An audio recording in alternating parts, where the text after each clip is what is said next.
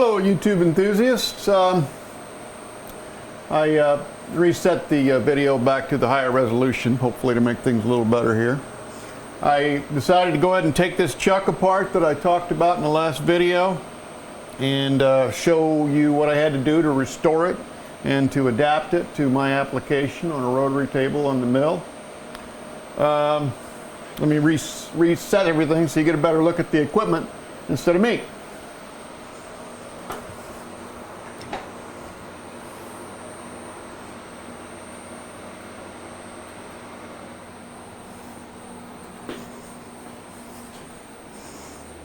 There we go.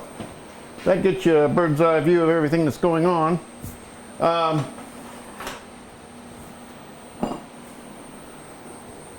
know where my pointer is. Anyway, this is the 10-inch, nominal 10-inch chuck that I got on eBay for the project. And the chuck mentioned that it had something odd about the back of it, and I didn't know what they meant because all it showed, of course, was the top side of the chuck, or the face, what you normally see. In this case, except for dirt and grease, this is what it looked like when I got it. You've got your traditional 3 pins, you got your pin locks, and no back. So yeah, I could have mounted it without a back plate in it, but I wanted to restore it, so I got on the Bison sites and I looked up what the part looked like that was actually in it at one time, and these were old line drawings, difficult to decipher. So without a print, I went ahead and made a new back cover. Now I believe this one is steel of some sort. I don't think it's cast. It could be, because I don't remember. But anyway, if it was cast and your edge is that thin, and somebody dropped it, well, that explains why it's no longer there. The chuck has a nominal 3-inch bore, which a chuck this size you would expect it to have. And the bolts that hold it on are metric. So you've got your 3 reliefs that ride over the pinions, the narrow part of the pinions. And then here's the metric bolts that go in it. Here and here to hold it in place. And then, so my ignorance about chucks caused me to buy something I didn't know what I was getting into, which is usually the case. And then on top of that, I also got a kind of a bonus I didn't know about, and that was you've got these 4 little set screws here. So originally, this Bison chuck was a run-true chuck or an adjustable chuck. In other words, if your back plate had the oversized holes for the 6 attachment bolts, and you centered it up like you would a 4-jaw with these 4 screws, then you'd never have to regrind all the jaws with your tool post grinder internally to get it to run true. And if you went to a different diameter and it wasn't true, you could adjust it again. If you were doing a number of parts all at the same size, you're home free. So, like I said, I don't remember what kind of steel I made this out of. I doubt that it's cast. The surface finish is not too bad for an amateur machinist. And it's been in there several years, so we tighten those down. And then they don't even have to be that tight. All you're doing is hold it in place. And I'm pretty sure I used this rotary table in some manner to build it. All right, now the next step was to mate it to a plate that allows me to bolt down to the rotary table. So I went and flame cut a piece like this, and it's still got the 3-inch hole in the middle that's flame cut. Doesn't matter. And then I did something that I like to do, and that is I put the mounting bolt holes in for this application with flush fit or flathead cap screws. And what that does, if I torque them all down, it's not an adjustable chuck in this sense. It is an adjustable chuck in that I've made the special T-nuts to fit the metric rotary table, and you can wiggle it around enough to get it centered up on those. And for this application, that's fine. And of course, you see I slathered the heck out of anti-seize on all of these to get them. So when I have 6 of these that are torqued up and they're all taper seated, you're not going to get much movement or there is no adjustability, actually not.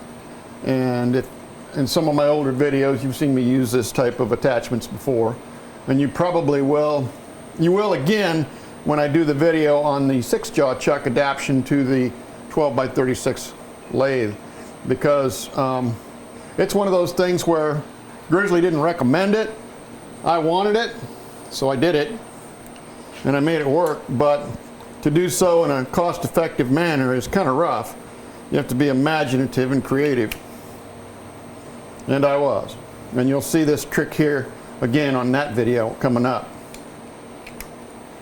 So, yeah, should have had my air ratchet, except it's too loud for the video. That's why I guess a lot of the guys use an electric drill with the the adapter sockets to it. It's quiet, much better for video.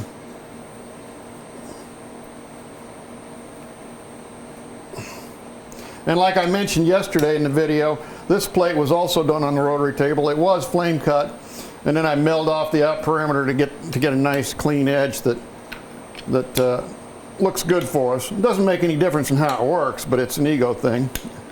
And of course, real machinists really worry about that stuff.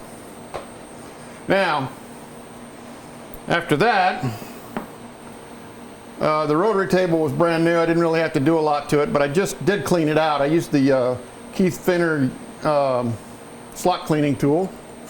If you've been to a Bar Z bash, you've probably got one. But they're pretty cool. And these were the standard T-nuts that come with a hold-down set. So I had to mill them out to make them match metric. Put one in every 60 degrees or 120 degrees, whatever it is. 120, yeah. And then this thing gets flipped over.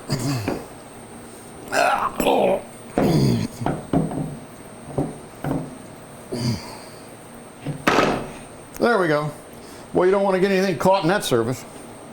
Then you can go ahead and get all these tightened up. Did that start? Yeah, it started.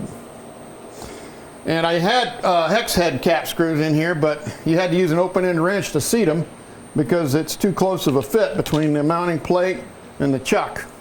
So you couldn't use a box end wrench to fit that. I got one more hole. Now that's the one where when you get to the third one, you got to have it lined up pretty good. And those holes are very tight. There's very little wiggle room in these holes. Anybody that's a former engineer, one of the things, especially the rookies, you'll see them do is screw up their tolerances. They'll make it so tight that a machinist can't really easily build it. Anyway, that was that part of it. The other part that I showed earlier was the alignment, where you take something like this Morris taper number 4, locks up in the back of the chuck. You can drop that in, you can close your jaws on it, tighten everything up.